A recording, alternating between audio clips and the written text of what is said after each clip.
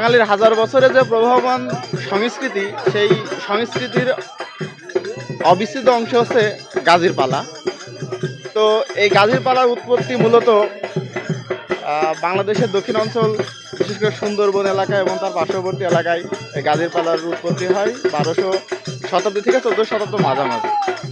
একজন মুসলিম যোদ্ধা গাজী পীর নামে খ্যাত, তার যে বীরত্ব গাথা কাহিনী, সেই কাহিনীর উপর ভিত্তি করে কিন্তু মূলত এই গাজীর পালার উৎপত্তি হয়েছে এবং পরবর্তীতে এটি সুন্দরবন এলাকা, তার আশপাশ মূলত ফরিদপুর, চট্টগ্রাম এবং খুলনা, এমনকি সমগ্র বাংলাদেশে কিন্তু এখন এই গাজীর পালা পরিচালিত হয়।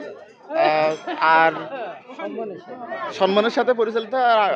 আর তাইরদা বিশেষ করে একটা পরিবার, তাদের নিজ উদ্যোগে বলা চলে যে এই গাজীর পালা গানটি তারা আয়োজন করেছে এবং আয়োজন কমিটিকে আমি ধন্যবাদ জানাচ্ছি। সেই সাথে ধন্যবাদ জানাচ্ছি এই গ্রামের হাজার হাজার মানুষের যে উপস্থিতি, সেই উপস্থিতি কিন্তু জানান দেয় যে বাংলা প্রবাহমান সংস্কৃতি এখনও মানুষের হৃদয়ে গেঁথে আছে।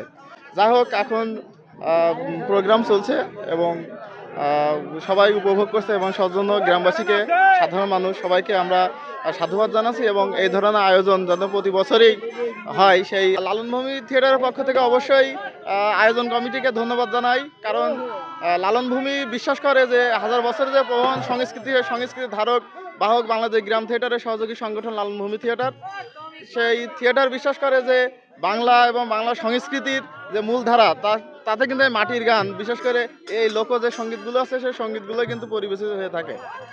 আর লালনভূমির পক্ষ থেকে বলতে চাই যে আয়োজন কমিটি এবং গ্রামবাসী সহযোগিতায় যে অনুষ্ঠান হচ্ছে, সেই অনুষ্ঠানকে অবশ্যই তারা ধন্যবাদ পাওয়ার যোগ্য এবং আমরা আশাবাদ ব্যক্ত করছি যে এটা প্রতি বছরে তারা ধারাবাহিকভাবে করে যাবে।